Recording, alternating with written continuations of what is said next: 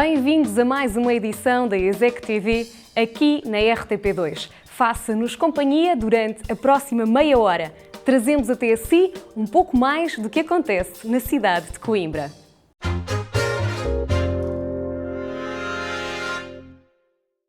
Até ao dia 16 de julho ainda podemos visitar a intervenção do artista islandês Ragnar Kjartansson no espaço da Bienal de Coimbra, o Mosteiro de Santa Clara Nova. Não sofra mais, dá título a esta intervenção que se eleva no horizonte da cidade.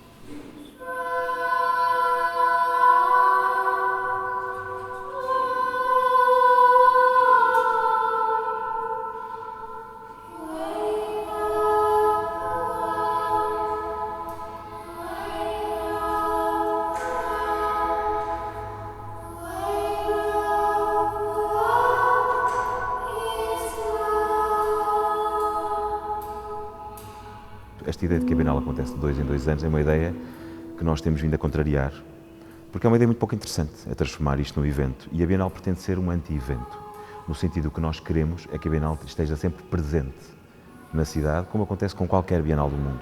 Portanto, nos interessa fazer de facto a Bienal, mas entre bienais fazer o que nós chamamos um solo show, uma exposição individual de um artista de dimensão internacional. E para este, a partir de um cruzamento feliz, de uma exposição que encontramos do Ragnar, eu e a Desirée em Madrid, no Thyssen, percebemos imediatamente que este era o artista que nós queríamos trazer a Coimbra. Porque a obra do Ragnar é das obras mais complexas que eu tenho vindo a conhecer. É um artista sobre o qual as palavras não conseguem resgatar nunca a obra. Isso é, aliás, como todos os grandes artistas, não é? As palavras são aproximações à sua complexidade. Se as palavras esgotassem a obra do Ragnar não serviria para nada, bastavam as palavras. E o Ragnar está sempre a criar soluções que as palavras não conseguem, de facto, resolver.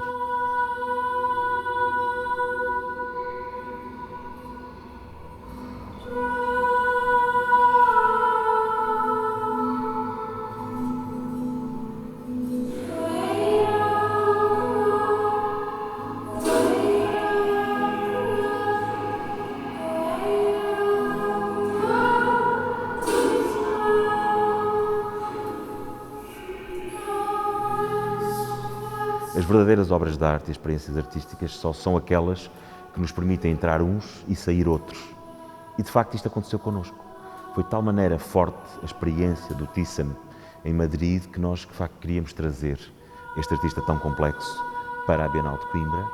Desde logo porque a obra por si só começámos a perceber que o edifício lhe ia colocar questões que lhe interessariam desenvolver, mas ao mesmo tempo é um artista pela sua dimensão internacional, pelo seu reconhecimento internacional, é um artista que também permitia cumprir um dos nossos objetivos, que é inscrever a Bienal nos circuitos internacionais da arte contemporânea.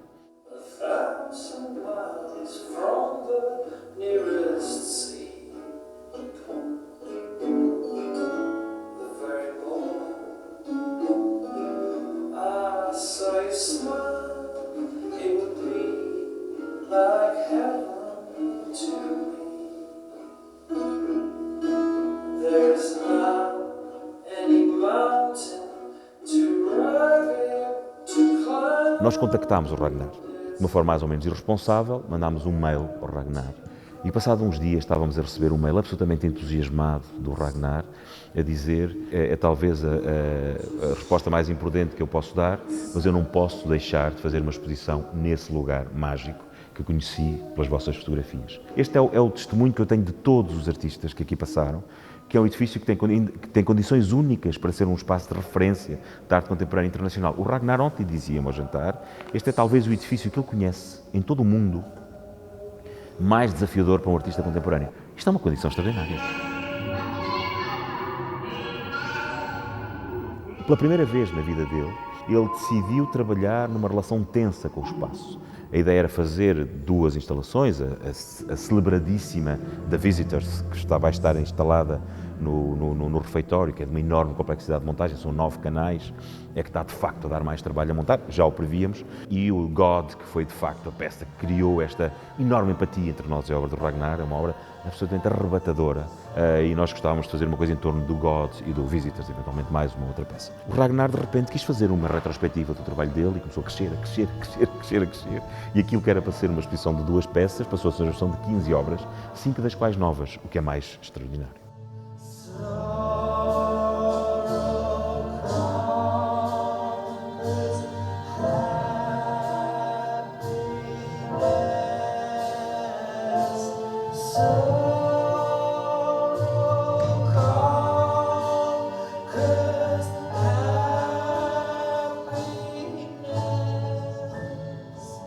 A exposição chamar-se-á Não Sofra Mais, que é uma alusão à sua experiência com Portugal. Ele vem com alguma regularidade a Portugal, anonimamente, tem uma amiga em Lisboa, e um dia cruzou-se com os roçadinhos do Dr. Baiar. A mulher ofereceu-lhe um pacote de roçadinhos do Dr. Baiar, que tem inscrito, uma coisa que eu acho que nós portugueses nunca reparámos, a frase Não Sofra Mais. E ele ficou, como trabalho entre estas coisas, entre a melancolia, a ironia, achou que era um nome maravilhoso para esta exposição, sem saber o quão maravilhoso este nome era, porque este edifício vive tempos difíceis, como é público, entre continuar a ser um lugar que atrai milhares de pessoas de todo o mundo e um lugar absolutamente diferenciador e que é, como diz o Ragnar e tantos outros, talvez o mais desafiador dos edifícios que ele conhece em todo o mundo, ou transformar-se num hotel, seja ele qual for, que será sempre um lugar de exclusão para ricos.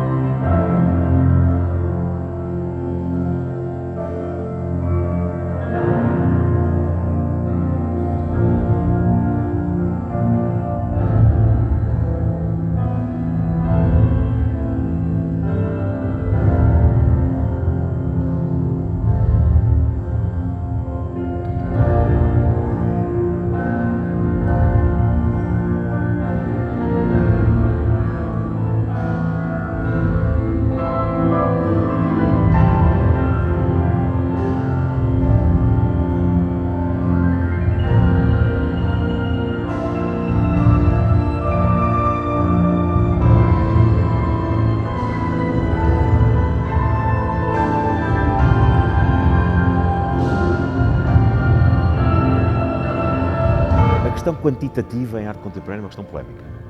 Por exemplo, esta obra é uma obra celebrada, os Visitors como a obra mais importante do século XXI, é uma coisa à qual eu não presto nenhuma atenção, e o Ragnar também não. A arte não é o lugar da competição, da quantidade, é o lugar da qualidade, e a qualidade é sempre muito difícil de comparar. Agora, há de facto artistas que colocam questões no seu tempo que são mais perturbadoras, mais inquietantes e, nesse sentido, mais interessantes do que outros. E o Ragnar é um desses grandes artistas, não é? Que consegue reagir ao seu tempo de uma forma absoluta.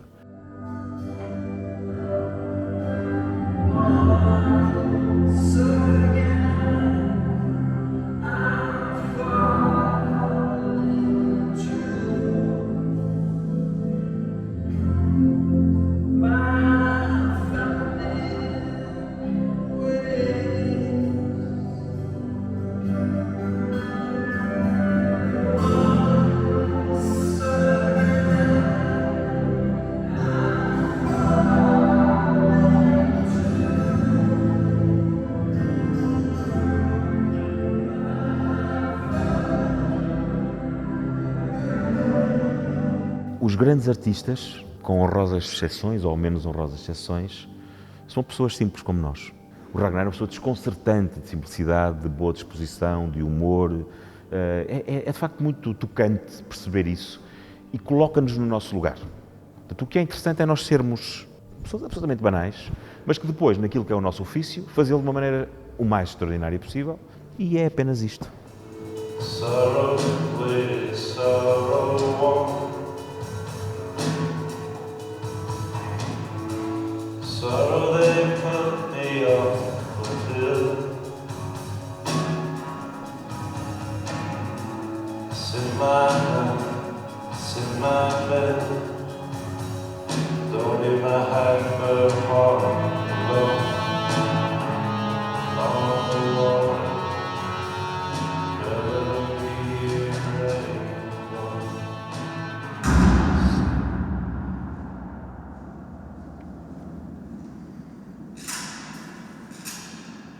A importância da arte contemporânea em Coimbra, em particular a partir do trabalho da Bienal, que é o trabalho que vem do Circo de Artes Plásticas.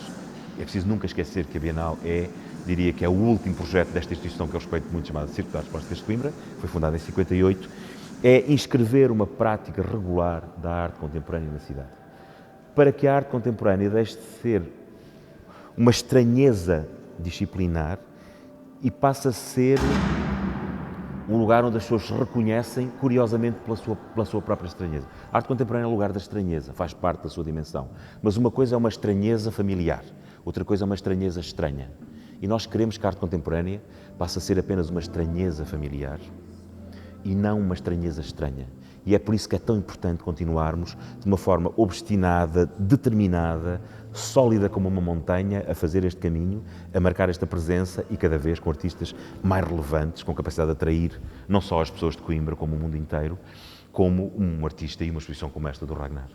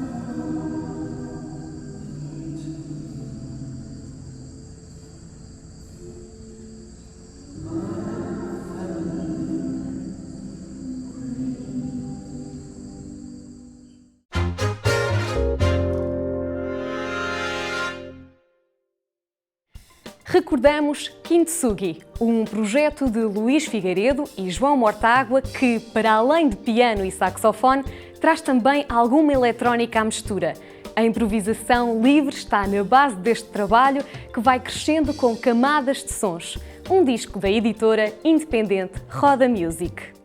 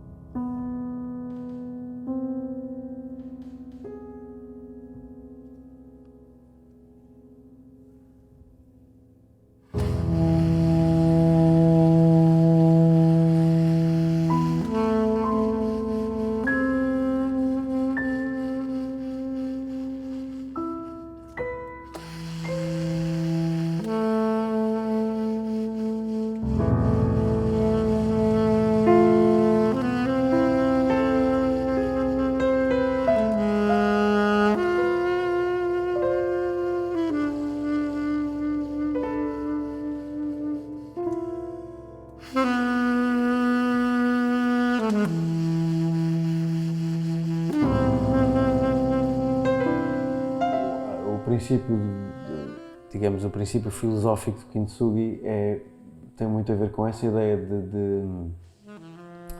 de aceitação daquilo que foi quebrado e do processo todo de recuperar dessa quebra. isso é um princípio interessante, é um princípio de vida interessante, é um princípio filosófico interessante no geral, e na música tem uma aplicação muito cheia de possibilidades. E sobretudo quando se fala de música improvisada, não é? Tem muito a ver com a ideia de se aproveitar o que é feito naquele momento, quer seja uma ideia muito redonda e muito acabada, quer seja um estilhaço de uma ideia ou um fragmento de uma ideia musical qualquer. Aceitar também esta espécie de vertigem do erro, não é? De que as coisas não são necessariamente certas ou erradas, e muitas vezes o erro está em pensarmos numa coisa e concretizamos algo ligeiramente diferente, que não bate exatamente certo com aquilo em que pensámos. Mas é aceitar também esse erro e aceitar esse caminho que às vezes é muito enviesado, e perceber que no final tudo aquilo que fizemos com esse estilhaço e com esses imprevistos todos pode ser muito mais interessante do que uma coisa muito pensada, muito redonda e muito brilhante, não é? Assim, é um bocadinho como aquela analogia dos vasos de cerâmica que se partem, não é? O vaso de cerâmica que se partiu e que foi recuperado com muito cuidado, com muita arte, com muita atenção, pode valer mais do que o objeto novo, antes de se partir, não é?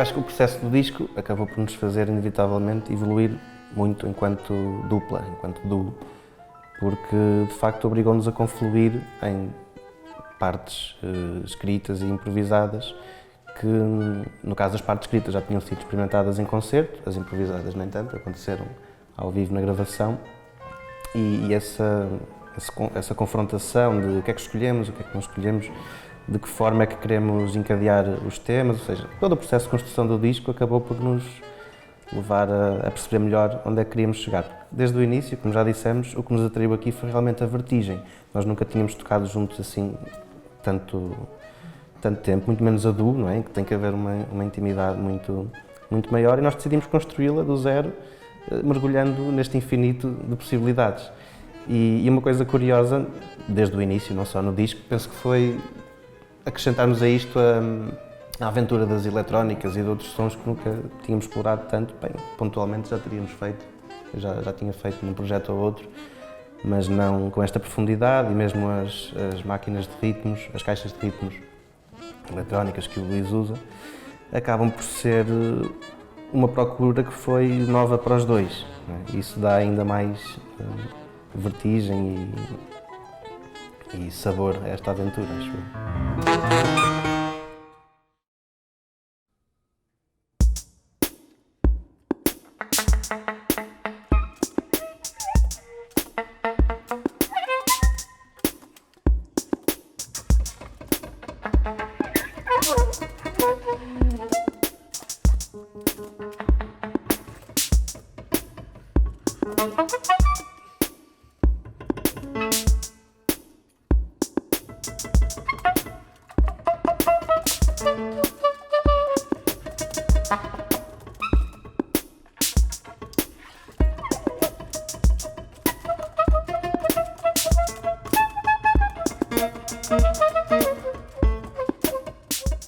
Nós temos sempre essa noção, construímos qualquer coisa que é especial, porque se não achássemos não publicávamos, quer dizer, não editávamos o disco, não continuávamos a explorar esta via, não é?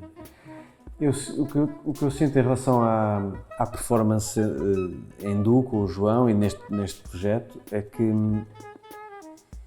houve uma série de decisões que quase que foram tomadas por nós, ou seja, que não tivemos que pensar muito nelas, nem tivemos que estar a experimentar alternativas, foram coisas que intuitivamente fomos trazendo para o projeto, e acho que desde o início tivemos os dois muito interesse em encontrar dimensões que pudéssemos acrescentar àquilo que fazíamos só enquanto dois músicos que estavam juntos em palco, não é? E é por isso que usamos coisas pré-gravadas, é por isso que usamos eletrónica, e porque são maneiras de acrescentar outras dimensões àquilo que fazemos. Gravar loops e tocar por cima, explorar a espacialidade do som, são coisas que acabam por estender um bocadinho as técnicas possíveis e os recursos possíveis.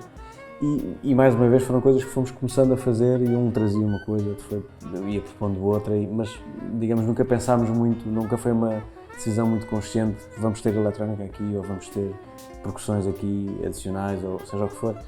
Íamos experimentando. É sempre uma grande busca. Claro, outra característica dos discos é podermos fazer pós-produção, no sentido de tudo foi gravado por nós, mas eu penso que quando falavas da eletrónica mais para o final, do disco estar mais presente, terá a ver com a questão das camadas. Portanto, nós permitimos-nos acrescentar, no caso da penúltima faixa, penso que é o stream 8 ou 7, construir tudo aquilo à volta do discurso que se pode ouvir, que vem de uma conferência sobre o Kintsugi, e a partir daí há camadas de eletrónica que foram gravadas num outro momento e depois foram sobrepostas àquilo que foi gravado em tempo real.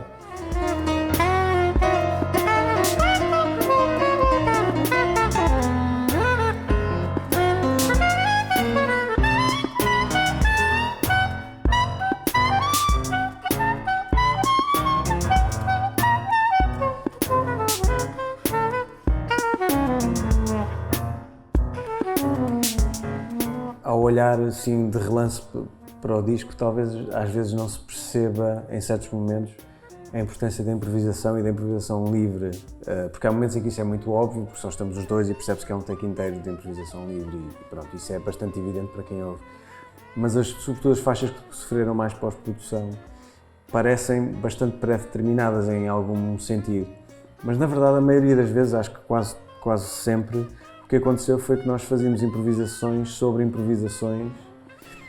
Camadas. A questão das camadas, e muitas vezes a pós-produção que fazíamos, mesmo quando não era improvisada, era no sentido de realçar partes das improvisações que nos tinham agradado particularmente ou que insinuavam um certo contexto harmónico ou rítmico, ou fosse o que fosse, e então acrescentávamos qualquer coisa para reforçar aquele momento específico.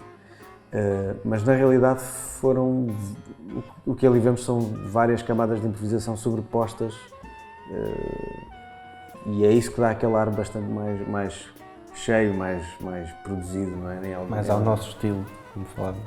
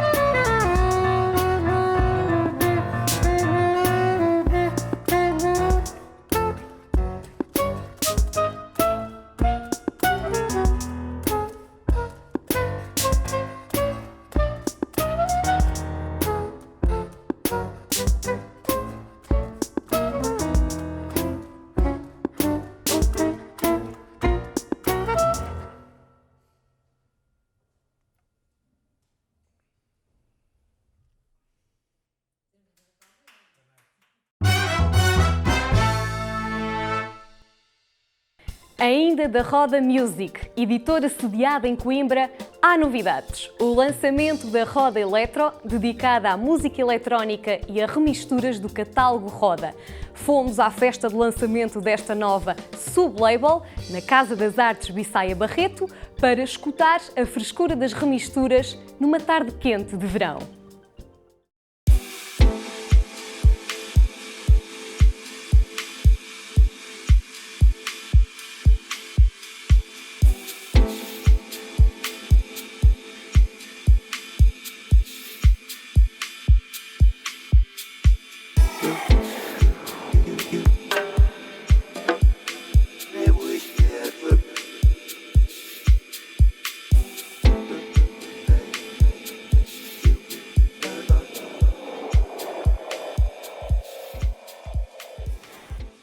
O meu nome é Rita Maria, faço parte da Roda Music Independent Label, uma editora sediada em Coimbra que edita música dentro da área do jazz e da música contemporânea. Abrimos recentemente uma sublabel que se chama Roda Eletro e é por isso que aqui estamos hoje a celebrar essa mesma abertura da sublabel com uma das nossas primeiras edições. Neste caso é Roda Remix, é o primeiro volume de Roda Remix, em que aquilo que fazemos é um convite a alguns DJs para fazerem remixes de temas que pertencem ao catálogo da Roda Mãe, neste caso da Roda Music Independent Label. E portanto esta é a nossa primeira experiência a cruzar estes dois universos, a fusionar estas duas estéticas e estamos muito felizes porque o resultado foi espetacular.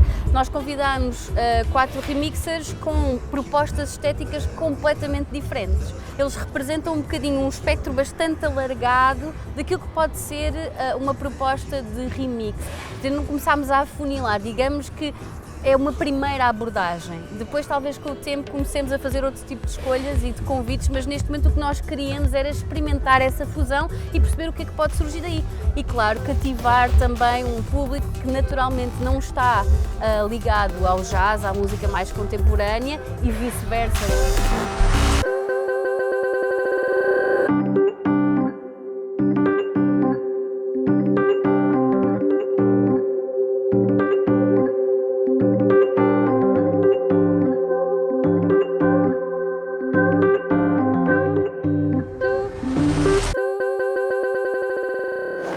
Foi um prazer trabalhar neste remix. Também, pessoalmente, foi algo que provavelmente nunca tinha feito nesta perspectiva. Agarrar num tema mais clássico, mais acústico, mais jazzy e fazer e interpretar de uma forma mais eletrónica. Se bem que eu, antes de começar a trabalhar concretamente no projeto, pensava que ia fazer uma coisa mais 4x4, mais dance music, e quando comecei a trabalhar no projeto no remix, parei-me com o facto de não, vou fazer uma coisa mais down-tempo, uma coisa mais abstrata, explorar um bocadinho mais a percussão glitch, digamos, e fazer uma interpretação mais, um bocadinho mais abstrata, poderei dizer assim.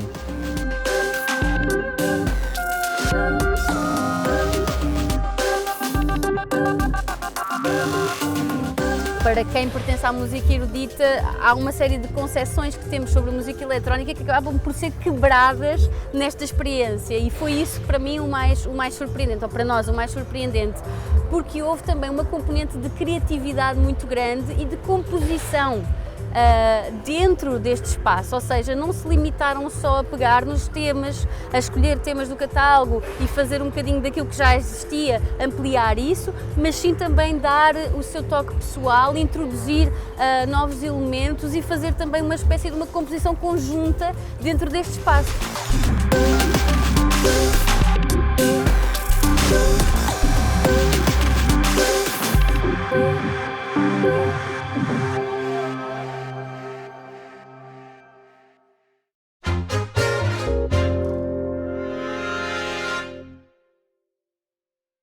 Assim terminamos mais uma edição da ESEC TV, mas deixamos encontro marcado para a próxima semana.